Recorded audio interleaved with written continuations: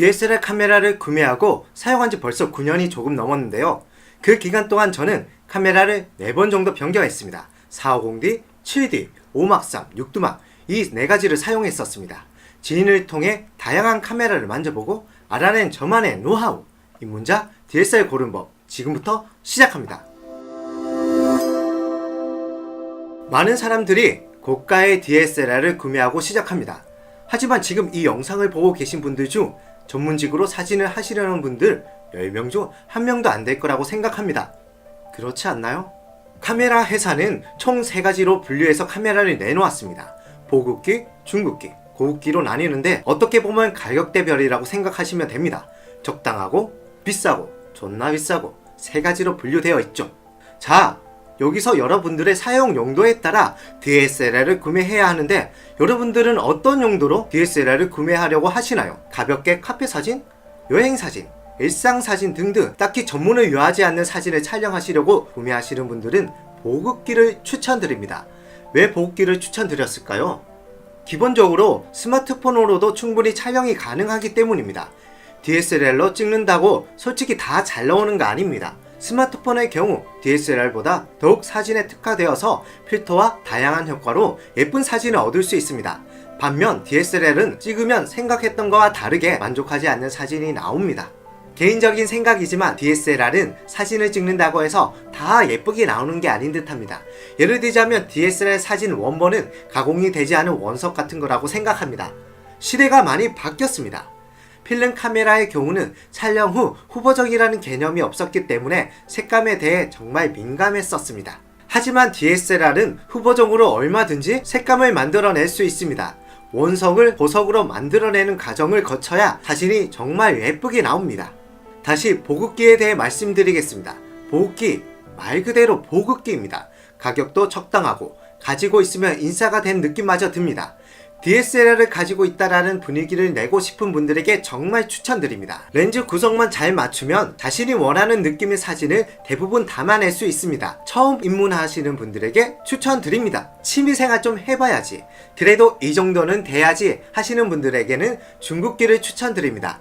시대가 점점 변하고 있고 예전에는 중급기가 크롭 바디뿐이 없었는데 이제는 중급기에도 풀프레임 바디가 나오고 있습니다. 사실 풀프레임 하면 고급기라는 인식이 정말 강했는데요. 크롭바디와 풀프레임 차이는 다음에 제가 자세히 다뤄드릴 테니 간략하게 센서의 크기라고 생각하시면 됩니다. 크롭바디는 센서의 크기가 작고 풀프레임은 센서의 크기가 크롭에 비해 큽니다. 둘 다 장단점이 있지만 많은 사람들이 풀프레임을 선호하고 있습니다. 쉽게 크롭바디는 풀프레임에 비해 사진이 잘려서 찍힌다고 생각하시면 됩니다. 다시 본론으로 들어가서 전문적인 취미생활을 시작하시는 분들에게 추천드립니다. 일출, 일몰, 은하수 등등 세세한 카메라 조작이 필요한 분들에게 보급기보다는 중급기를 추천드립니다. 중급기는 보급기에 비해 조금 더 세세한 조작이 가능하며 보급기, 중급기 둘 다 사용해 본 결과 조금 전문적인 사진은 보급기로는 힘들다라는 답이 나왔습니다.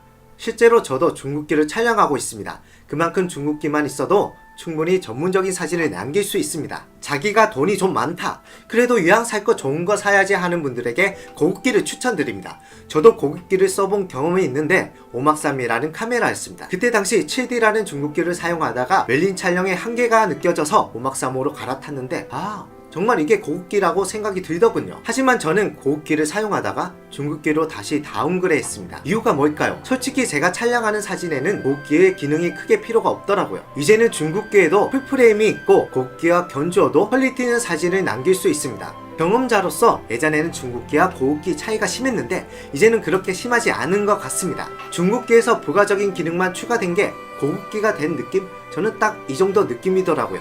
솔직히 DSLR은 비싼 게 좋다고 생각합니다. 왜 가격이 차이 날까요? 좋기 때문입니다.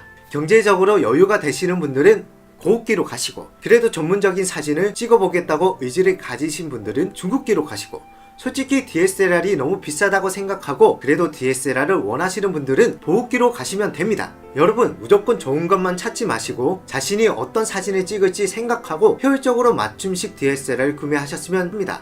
여러분들 돈은 소중하니까요. 사진과 카메라에 대한 다양한 정보가 얻고 싶다면 자주 놀러와 주세요. 앞으로 이런 주제의 시리즈물을 만들 계획입니다. 이번이 벌써 3번째 기획이네요.